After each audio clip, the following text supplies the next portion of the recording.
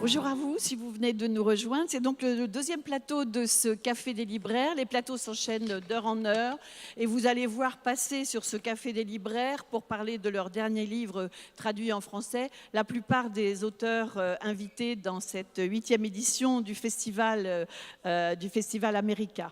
Alors là, je suis un peu angoissée parce que c'est le chef des libraires qui est là. Enfin, le chef des libraires, Pascal Thuot, que tous les habitants de Vincennes connaissent, la librairie 1000 pages. Pascal qui a fait ce programme du café littéraire et qui vient même en animer. Je suis contente de le retrouver sur ce plateau.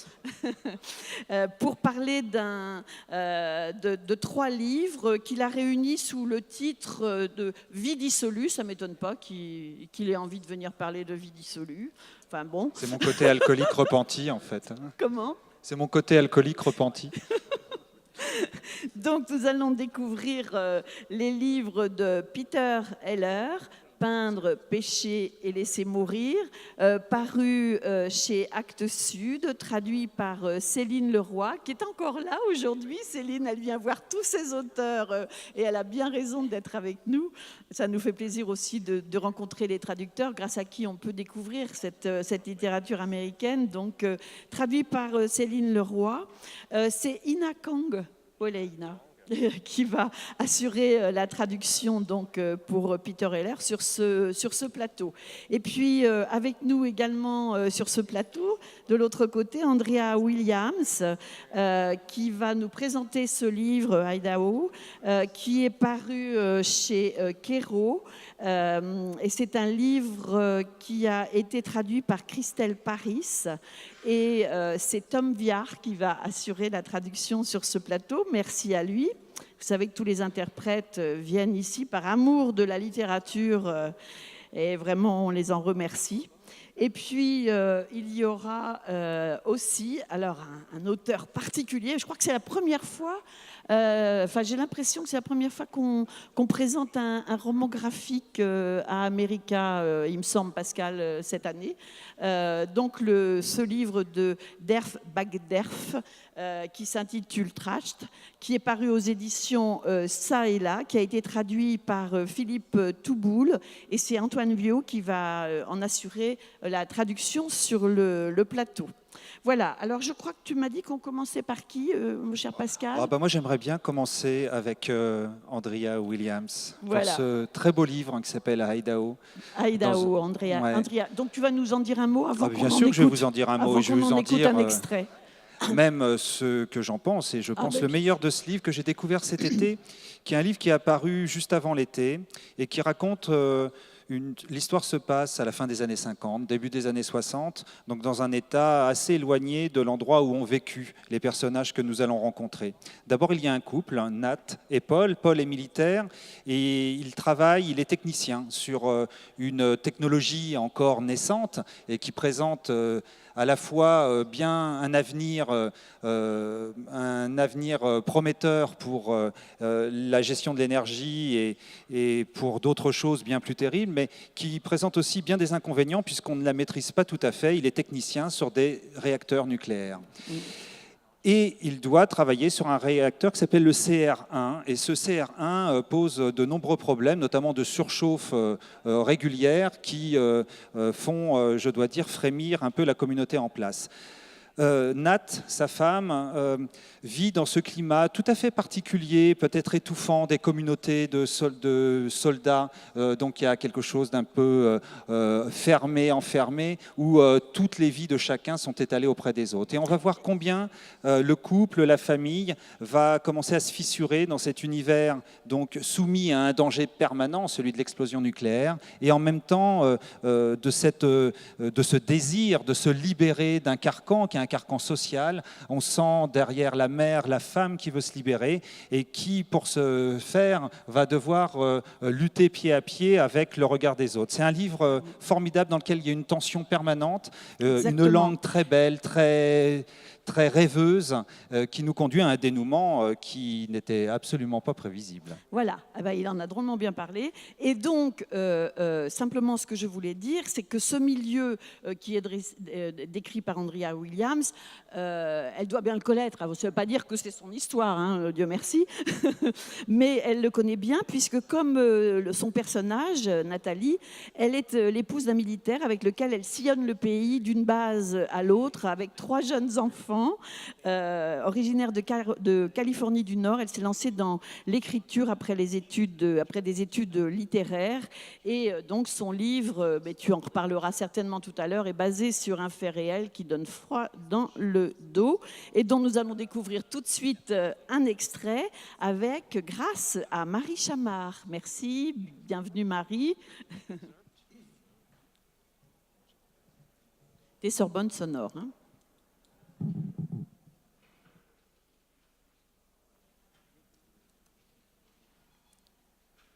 Idaho Falls, le 3 janvier 1961. Cette nuit-là, au volant de sa voiture, Paul était perdu dans ses pensées. Il ne vit pas tout de suite l'ambulance qui arrivait au loin.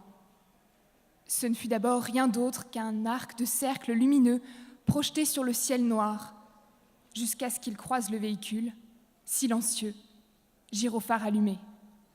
1 minute plus tard, l'ambulance fut rejointe par 2 camions de pompiers et le break du capitaine, qui avançait groupé en un tourbillon de lumière jaune, blanche et rouge. Le cœur de Paul se serra. Il essaya de se convaincre que cette procession ne signifiait rien, que les véhicules pouvaient tout aussi bien se diriger vers n'importe quel autre réacteur du centre de recherche nucléaire. Mais c'était des foutaises, et ils le savaient.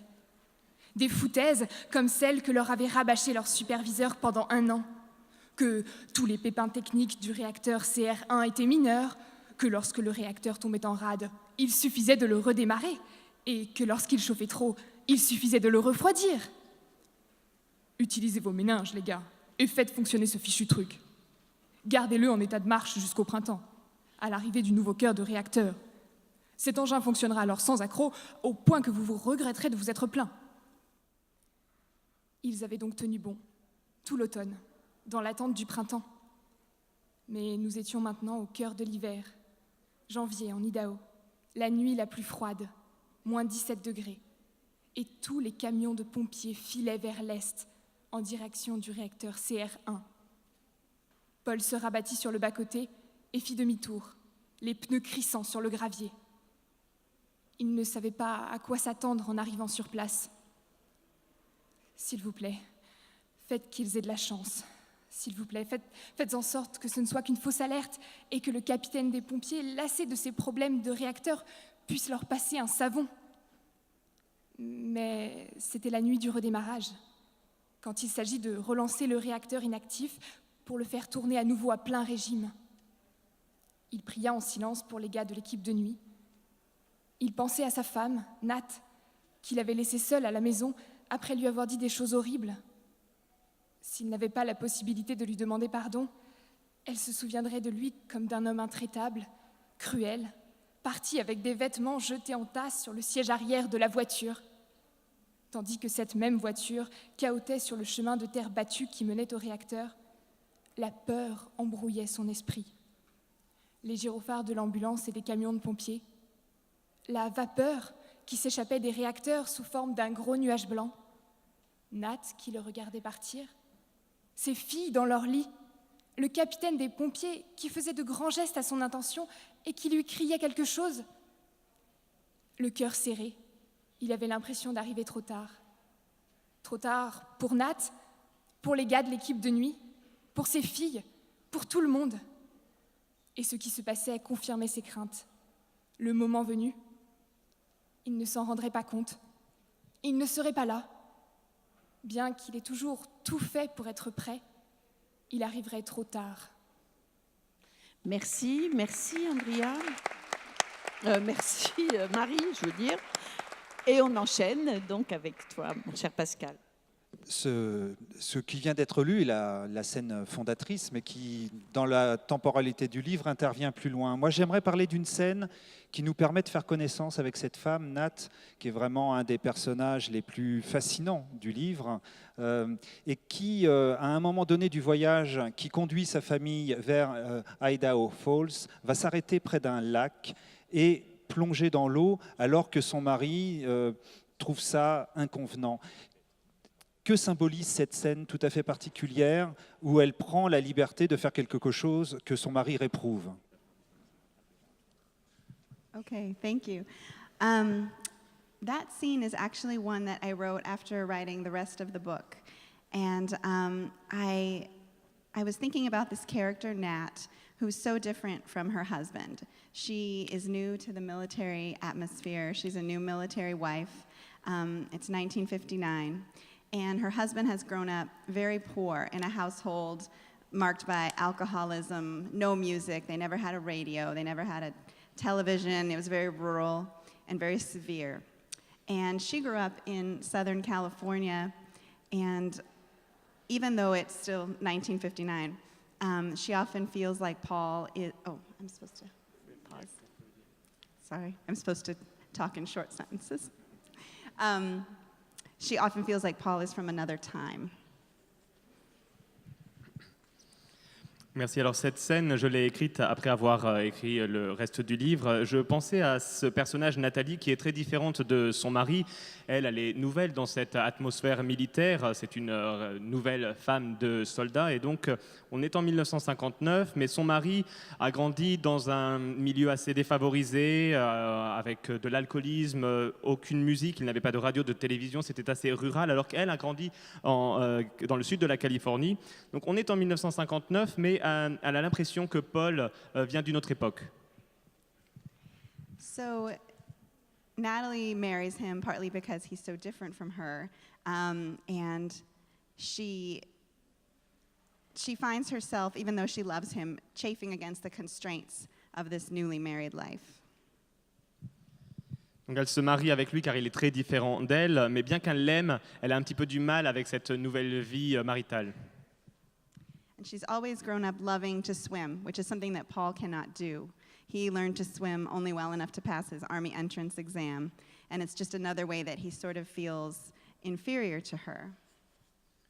Donc elle a toujours aimé nager, alors que Paul, lui, n'a appris qu'à nager suffisamment bien pour passer son examen pour rentrer dans l'armée, et donc il se sent un petit peu inférieur à elle à cause de ça. So without realizing it, she's sort of challenging him here, I feel. She is, on one level, it's innocent. She just wants to dive. She just wants to go for a swim.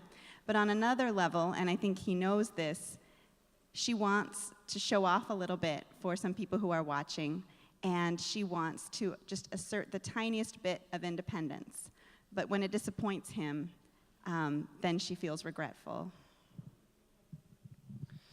Donc elle lui lance un petit peu un défi, elle le remet en cause en quelque sorte, mais de manière assez innocente. À la base, elle souhaite simplement plonger, mais un petit peu inconsciemment, et il s'en rend compte, elle a envie un petit peu de se montrer face aux autres, de se vanter un petit peu, de montrer sa petite partie d'indépendance, mais elle regrette un petit peu lorsqu'elle voit la réaction de son mari.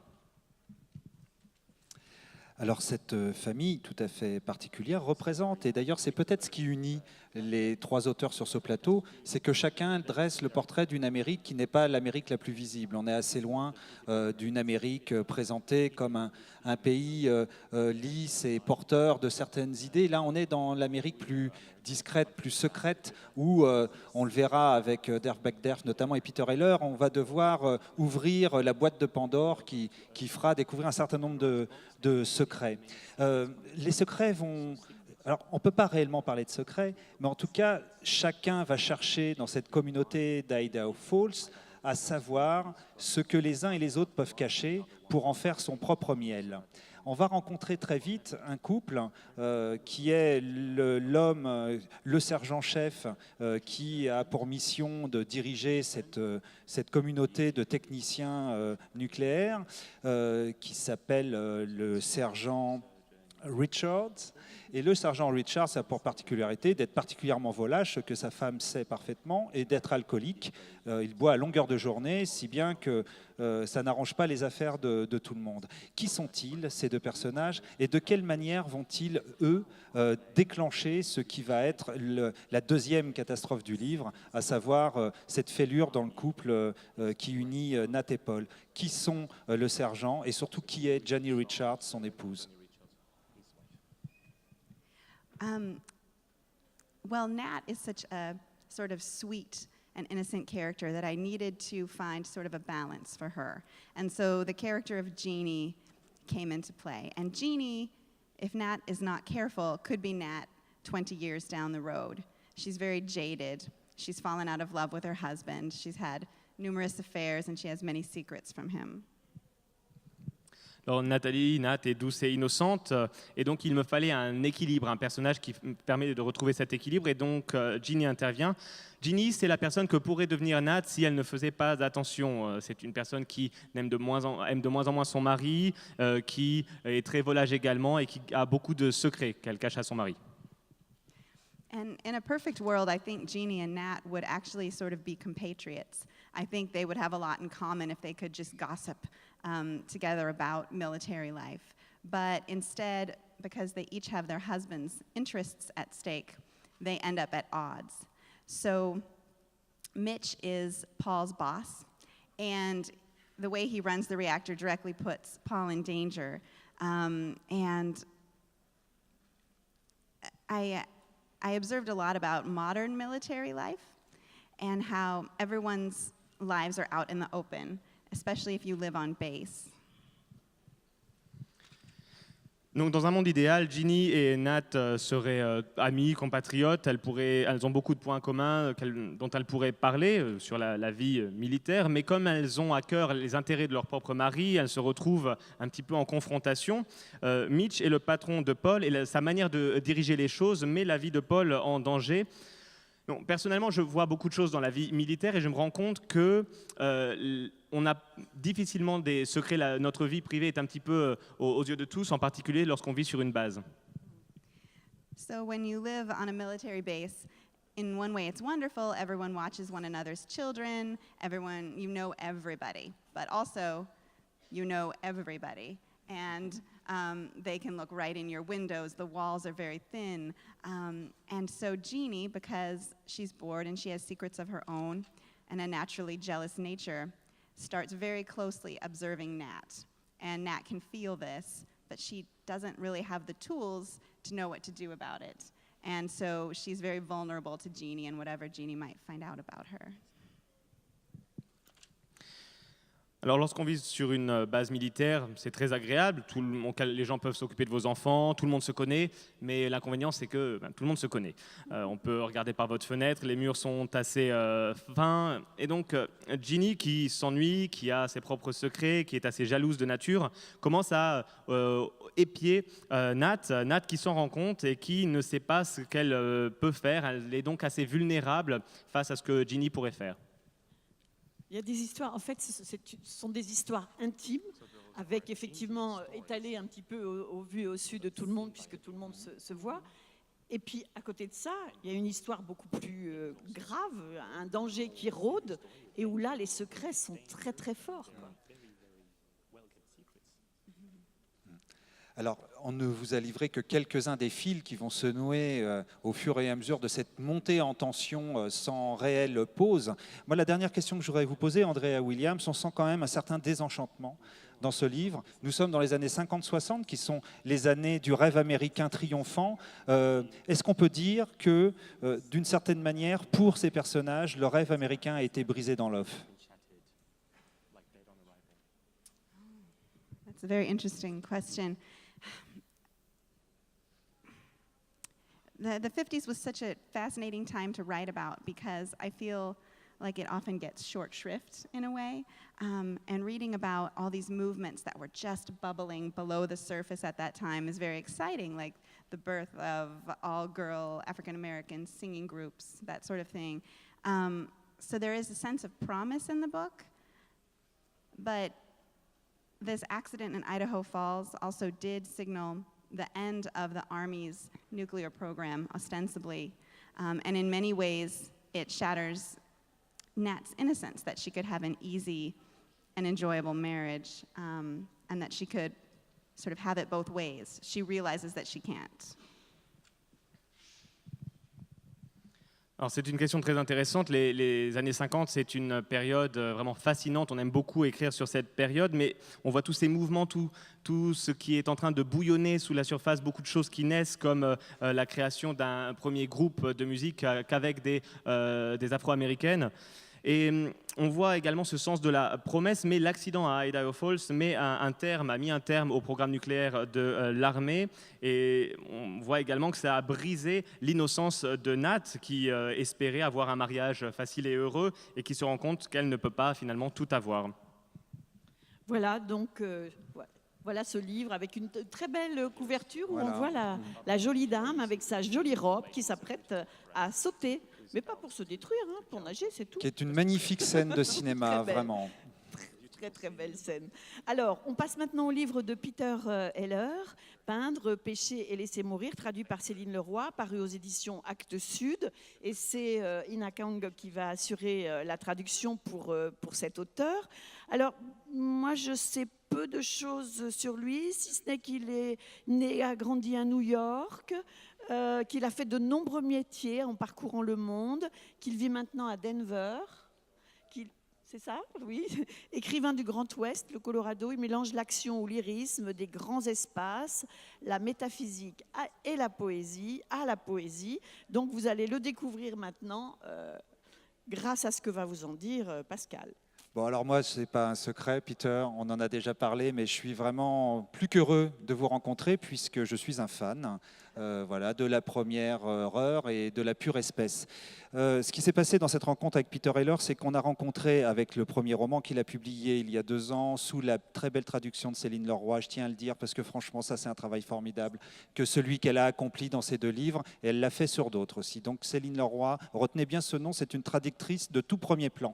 Ce qui m'a fasciné chez Peter Heller, c'est cette capacité à mêler à la fois ce qui a fait les lettres de noblesse de Jim Harrison ou de James Cromley, c'est-à-dire cette capacité à intégrer les grands espaces dans la littérature, à en faire un sujet de roman, à en faire un personnage de roman. Mais au-delà de ça, il a réussi à faire monter d'un cran la poésie en créant dans son premier livre une fable post-apocalyptique d'une poésie absolument sublime qui mêle à la fois des scènes d'action absolument incroyables et ce sens de la langue, ce sens du dialogue, ce sens de l'histoire d'amour aussi, qui est l'une des plus belles que j'ai lues ces dernières années. Et on retrouve tout ça, Constellation du chien, qui est paru en poche, et on en reparlera pendant le week-end. Et puis ce deuxième livre, Peindre, pêcher et laisser mourir, qui fait le portrait d'un homme qui s'appelle Gene Stegner, qui a réussi à vivre de son art. Il est peintre, rien ne le prédestinait à pouvoir en vivre. Il vient d'une famille de bûcherons, d'un milieu assez rude. C'est lui-même un homme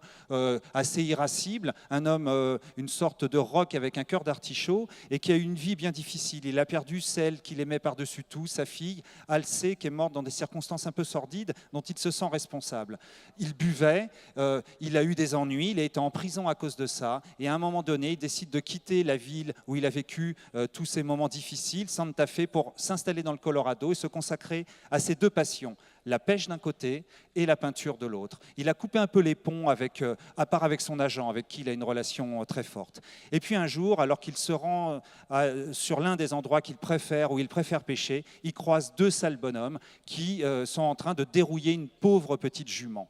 Et là, le naturel revient au galop, il voit rouge et il leur met une volée à tous les 2. Sauf que c'est vraiment pas une bonne idée et ça va l'entraîner dans une histoire à la fois qui tient du roman noir dans la pure tradition et en même temps qui va mettre en avant ce sens graphique qu'a Peter Heller. Chaque chapitre est intitulé reprend un titre de tableau et en même temps une drôlerie absolument irrésistible. Voilà, donc pour moi, je tiens Peter Heller comme pour l'un des très grands écrivains américains qui vient d'émerger et je suis pétrifié d'admiration devant lui.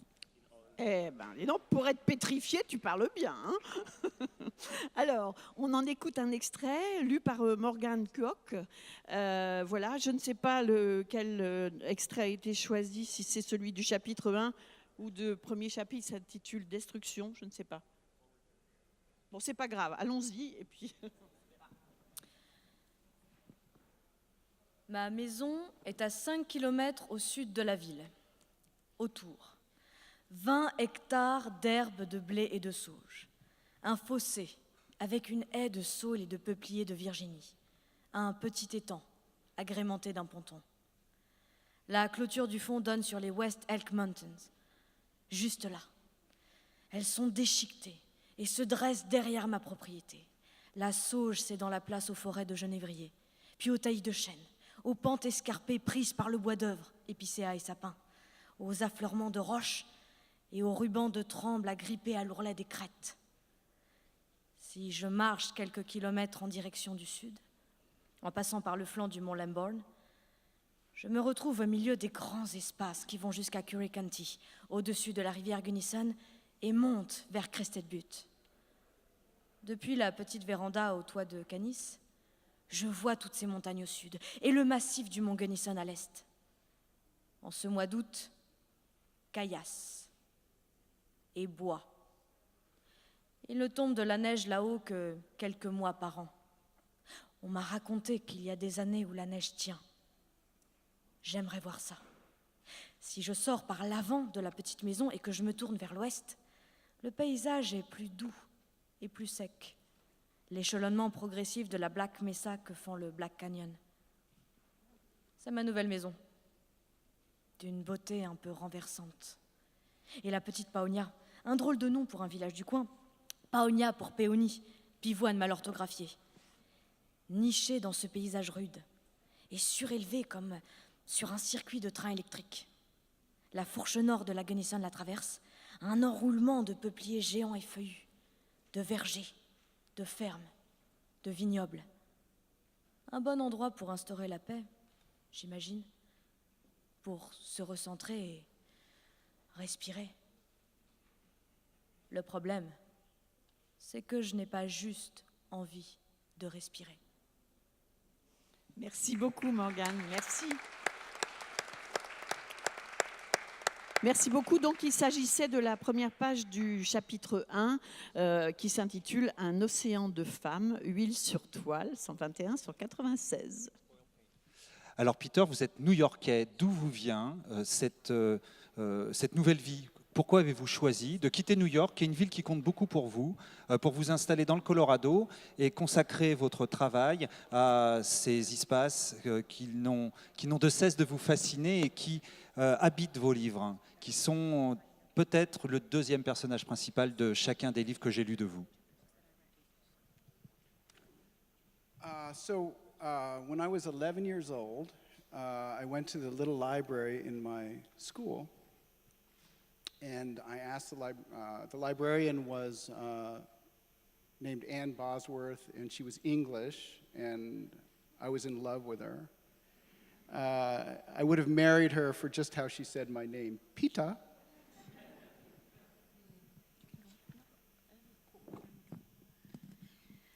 Quand j'avais 11 ans, je me suis rendue à la bibliothèque de mon école et il y avait la bibliothécaire qui s'appelait Anne Bosworth. Elle était anglaise et j'étais complètement amoureux d'elle. D'ailleurs, je l'aurais bien épousée juste pour la façon dont elle prononçait mon nom, donc avec l'accent anglais, Peter. And so she said, "Are you looking for something to read?" And I said yes. And she went like a great librarian or a great bookseller who knows you're reading. She went to a shelf and picked up Hemingway's In Our Time, this little beautiful lyrical volume of stories about Nick Adams up in Michigan. And I took it home, and you have to imagine a little boy, 11 years old, reading this book in New York City. My jaw dropped, my heart leapt out of my chest. Et donc elle m'a demandé, est-ce que tu cherches quelque chose à lire? Je lui ai dit oui. Et comme c'était une excellente bibliothécaire, elle savait exactement ce qu'il me fallait. Elle est allée chercher le livre de Hemingway, In Our Times, qui parle donc de Nick Adams dans le Michigan. Et moi, donc j'avais 11 ans, j'étais un petit garçon à New York et vraiment, ça m'a fait un effet incroyable de lire ce livre. And so I read this, and as I flipped the pages, I thought, I want to do that. I want to hop off a slow-moving train in a forest in Michigan, and I want wet grass to wet my pant legs. I carried my rucksack to a camp by a river, and I wanted to make cowboy coffee. I didn't know what that was, but it sounded really good. I wanted to not burn my tongue the way Nick did not burn his tongue, and I wanted to fish for these beautiful, beautiful trout. It's all I wanted to do, but mostly I wanted to write like this man. I wanted to make a writing that came through your skin, not just through the head.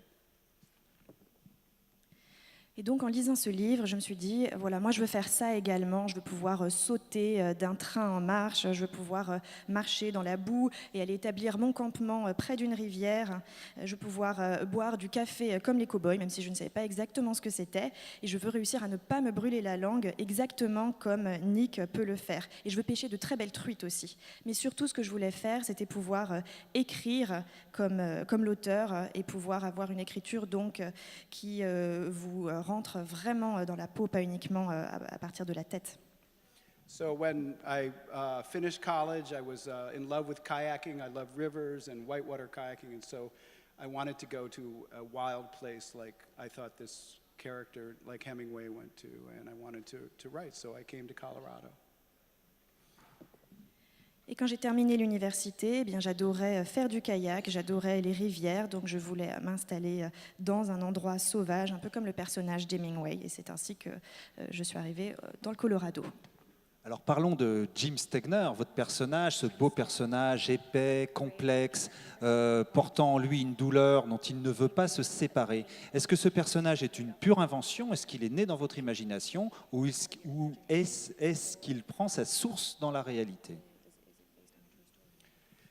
So I moved to a little town called Paonia in the west of Colorado, very small. And I ran into an expressionist artist from Taos, Colorado, from Taos, New Mexico, named Jim Wagner. And he loved to fish. He was a beautiful fisherman. And we became very good friends. And so I wrote this book. When I wrote this book a year and a half ago or 2 years ago, I always begin with the first line and just follow the music of the language, have no idea what the story is. And as I wrote, I began to, 3 days in, I was like, oh, this Jim Stegner sounds like Jim Wagner. No, impossible. Can't be because he's still alive. The liability issues the legal issues are too difficult, so it's not him. Je me suis donc installée dans cette ville de Paonia, dans l'ouest du Colorado, et là-bas j'ai rencontré un peintre expressionniste qui venait de Taos, du Nouveau-Mexique, qui s'appelait Jim Wagner. Et c'était un excellent pêcheur, il adorait pêcher, nous sommes devenus très amis. Et quand j'ai commencé à écrire mon livre, il y a environ 2 ans, j'ai commencé par la première ligne, en suivant la musicalité de la langue, sans vraiment savoir où l'histoire allait me mener. Et au fil de l'écriture, au bout de 3 jours, je me suis dit, ce Jim Stegner, vraiment, on dirait vraiment le Jim Wagner, mon ami. Je me suis dit, non, c'est pas possible. C'est quelqu'un qui est encore vivant, donc les problèmes juridiques seraient bien trop importants. But I kept writing, and a few weeks in, I thought, I've got to call my friend.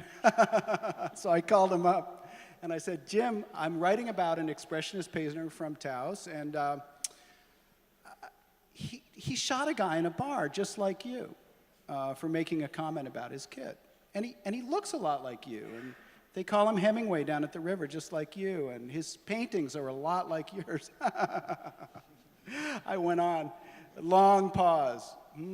Sounds great. Let me know how it goes. When I finished the book, I sent him the first copy, FedEx. And I was on tour, and the phone rang. I saw Jim Wagner. I picked up. And he said, I just finished the book. I was like, okay. He said, oh, I loved it. I'm wandering around my house wondering if I killed a guy. Heureusement qu'Ina n'est pas obligée de traduire les éclats de rire. J'ai quand même continué l'écriture et puis au bout de quelques semaines, j'ai appelé Jim en fait et je lui ai expliqué que j'étais en train d'écrire sur un peintre expressionniste qui vivait à Taos et qui avait tiré sur un homme dans un bar, un peu comme lui en fait, et puis il lui ressemblait beaucoup aussi ce personnage et on l'appelait Hemingway, un peu comme Jim Wagner, et puis les tableaux de mon personnage ressemblaient un peu à ses tableaux à lui. Donc je lui ai expliqué tout ça, il y a eu un blanc au téléphone, et là il m'a dit « mais c'est génial, tiens-moi au courant ». Donc ensuite, lorsque le livre est paru, Je lui ai envoyé un exemplaire immédiatement. À ce moment-là, j'étais en déplacement et puis mon téléphone a sonné. J'ai vu que c'était Jim. Et il m'a dit « J'ai fini le livre, j'ai adoré ». Et donc il m'a dit « Je suis en train de courir partout chez moi en me demandant si j'ai vraiment tué un mec ». C'est un roman très mouvementé, dans lequel certaines scènes d'action particulièrement bruyantes, brûlantes, emportent le lecteur. C'est aussi un livre qui peut-être pose cette question fondamentale, qui consiste à se demander si l'art peut sauver le monde. Moi, je l'ai vu comme un roman sur l'art comme dernier rempart, mais avec cette ambiguïté où l'artiste peut lui-même faire preuve de brutalité pour essayer de protéger son environnement. Quelle est la place de l'art dans ce livre? Est-ce que c'est la thèse centrale? Est-ce que c'est... parce qu'on sent bien qu'il n'est pas peintre juste pour illustrer le livre. Il est peintre pour une raison beaucoup plus profonde que ça. Right, that's a great question. Of course, the art in this book was very easy to write for me because it is just like writing poetry. And when my character, Jim Stegner, approached the canvas, it was very thrilling to write because I never knew what he was going to paint. And so, as I said, I begin the novel with the first line, follow the music of the language into the story, which may be an inversion of the way many novelists work. Many novelists get an idea or have an outline. But I start with the first line, and Jim Wagner, my friend, is the same way. He begins with a palette, has no idea what he's going to paint, and he's a genius. And so, for me, when Jim Stegner is painting, he is finding his way into maybe redemption. I was thinking, I don't know if he can redeem himself, but his process is very much what I'm seeking in writing, which is a connection with everything that we love, and some way through the suffering that comes with the human condition. C'est une excellente question. Pour moi, c'était assez facile d'écrire sur l'art puisque c'est un petit peu comme écrire de la poésie. Donc, lorsque Jim Stegner s'approche d'une toile, pour moi, c'était particulièrement intéressant d'écrire sur ce processus puisque je ne savais pas ce qu'il allait peindre. Donc, comme je vous le disais, j'ai commencé ce roman par la première ligne. Ensuite, je me suis laissée porter par la musique de la langue, ce qui va un peu à l'encontre du processus habituel. Pour un roman, généralement, il y a un plan et des idées bien définies. Et en fait, c'est un peu le même processus que suit mon ami Jim Wagner. Lorsqu'il a sa palette, il n'a pas d'idée de ce qu'il va peindre, mais c'est un véritable génie. Donc pour moi, lorsque Jim Stegner peint, en fait, il essaie de chercher une voie vers la rédemption. Je ne sais pas s'il peut la trouver, mais c'est un processus qui est un peu similaire à mon écriture. On essaie de chercher des liens avec tout ce qui nous importe, tout ce qui compte pour nous, et une façon de sortir de la souffrance inhérente à la condition humaine. Voilà, on s'arrête là, Pascal, pour ce livre. Ah oui, on pourra en parler des heures. Hein. Donc, on retrouvera Peter Heller pendant tout le week-end. Voilà. Et allez le rencontrer, c'est un homme adorable. Il a un beau rire, en tout cas. Alors, Derf Bagderf, Tracht, c'est le prochain livre dont nous allons parler, paru aux éditions Ça et Là. J'ai demandé à notre réalisateur tout à l'heure d'essayer de prendre à l'image les dessins que je montrerai. Ce serait intéressant qu'on puisse les voir à l'écran. Donc, alors, je sais que vous êtes, enfin, paraît-il, dans une petite ville de l'Ohio, que vous êtes devenu journaliste, que vous vous êtes lancé dans la réalisation d'un strip The City qui durera 22 ans et sera publié dans plus de 50 hebdomadaires américains. C'est vrai? C'est vrai? C'est vrai. Oui. Vous avez reçu de nombreux prix. That's me. Vous avez reçu de nombreux prix pour votre travail de dessinateur de presse. Donc, vous venez nous présenter ce livre aussi. Écoutez, je vais vous dire juste une petite anecdote personnelle. Je l'ai lu, je l'ai donné à lire à mon petit-fils qui a 13 ans. Il m'a dit, tu sais, Mamina, je ne regarderai jamais plus les éboueurs de la même façon. Je te laisse le présenter, ce livre. Alors c'est vrai que Derf Bagderf est le premier auteur de bande dessinée que nous invitons dans la sélection officielle d'une édition du Festival America. Mais pour moi, c'était beaucoup plus qu'un qu'un auteur de bande dessinée, c'est un chroniqueur de l'Amérique. C'est quelqu'un qui a l'Amérique dans les veines et qui, en tout cas par ces 3 bandes dessinées publiées par ce formidable éditeur qu'est Ça et Là, Mon ami il Damer, nous raconte, je voilà, ne les ai pas cités. Mon ami Damer et Punk voilà, Rock Mon ami et- Damer, qui est vraiment quelque chose à lire si on veut connaître l'ADN de cette Amérique qui est bien loin de toutes les idées qu'on peut s'en faire. C'est-à-dire que l'Ohio, c'est vraiment loin de chez nous et vit là un monde qui parfois pourrait nous paraître à la fois effrayant et en même temps qui est là, qui existe et qui donne à l'Amérique son tempo tout à fait particulier. Ça, c'est une BD autobiographique, ça dit bien plus. Alors, il y a des scènes hilarantes dans le parcours de Derf Backderf qui décide à la fin du lycée de travailler. Il doit travailler et donc il va trouver cet emploi d'éboueur qui va lui donner une idée tout à fait singulière de l'Amérique, mais en même temps très juste, puisque c'est probablement dans les poubelles qu'on laisse nos traces les plus signifiantes de ce que nous créons en termes de civilisation. C'est ça, entre rire et grincement de dents, le portrait d'une Amérique qui cache un petit peu certaines choses dans ses poubelles, mais qui sont mises à jour par des gens que l'on croise chaque jour, mais qu'on regarde assez peu, qui sont les éboueurs. Moi, c'est vraiment une des chroniques les plus stupéfiantes que j'ai lues. Je l'ai lu un peu comme un reportage. Je pense que Derf Backderf est un écrivain également. Les dialogues, et c'est peut-être aussi ce qui unit nos 3 auteurs ici, le sens du dialogue, comment faire parler des personnages, comment leur donner de l'épaisseur, comment les faire exister. Il y a là un trait, mais il y a aussi là une langue tout à fait singulière et très forte qui donne à sa bande dessinée une aura bien supérieure à celle qu'on pourrait lui accorder de prime abord. C'est vraiment un grand auteur, on est vraiment ravis de l'avoir parmi nous et ce qu'il nous dit de l'Amérique est tout à fait fondamental. Alors, je ne sais pas, Laure, ce que va nous lire Laure de Voilà. la préface. Pardon? Oui, venez Laure. Je pense que non, parce qu'il y a une préface, effectivement, où l'on apprend l'histoire de ce livre, comment a été écrit ce livre. Et puis, après, il n'y a que des dialogues, pratiquement. Allons-y. Le traitement des ordures. Un casse-tête pour l'homme depuis qu'il vit en communauté. Et il existe des preuves que dans l'Antiquité, les hommes produisaient plus de déchets qu'à l'époque moderne. Quand les communautés sont devenues des villes, le problème des ordures a dégénéré en crise.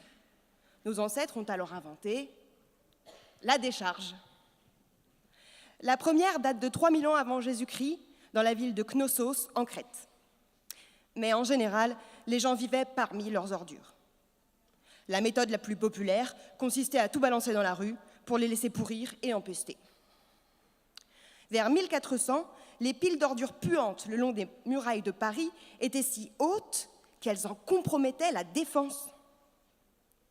Enfin, après avoir passé 4000 ans à mariner dans leur déjection, nos ancêtres se sont dit qu'il devait être possible de faire mieux.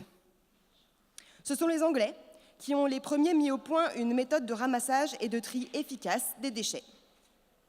Vers 1800, une légion d'hommes poussières collectait tous les détritus de Londres et tout était traité dans de vastes cours aux abords de la cité. Presque 100% des déchets londoniens étaient réutilisés ou recyclés, selon la méthode que nous appliquons toujours. Benjamin Franklin fut le pionnier de l'hygiène publique en Amérique.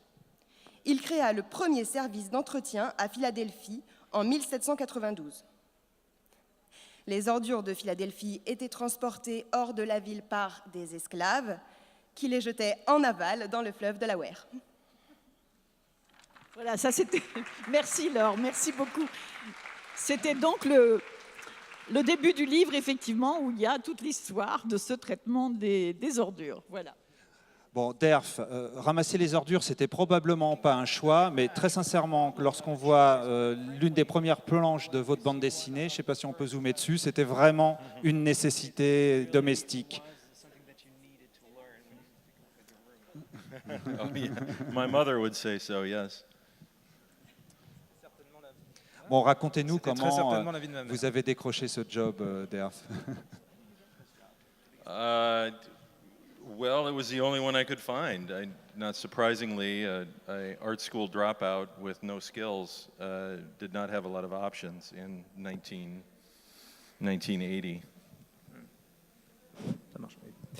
C'était le seul boulot que j'ai pu trouver. Vous savez, quand on sort d'une école de beaux-arts sans diplôme dans les années 80, avec pas franchement de qualification, c'est à peu près le seul choix qu'on a.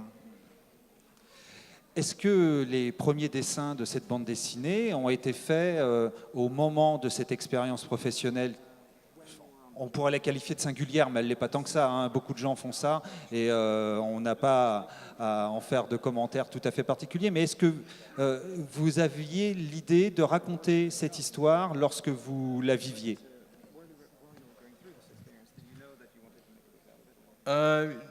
No, I don't think so. I was drawing other things. I didn't need to draw, a can full of maggots. But the imagery, kind of burned into my brain. So when I began doing stories later in life, it was one of the first things I started writing and drawing. Au départ, non, pas nécessairement. Je faisais d'autres dessins et je n'éprouvais pas nécessairement l'envie ou le besoin de dessiner des monceaux de poubelles regorgeant d'asticots. Mais après, quand j'ai commencé à faire d'autres dessins un peu plus tard, c'était vraiment des images qui s'étaient imprimées dans ma mémoire de manière très vive.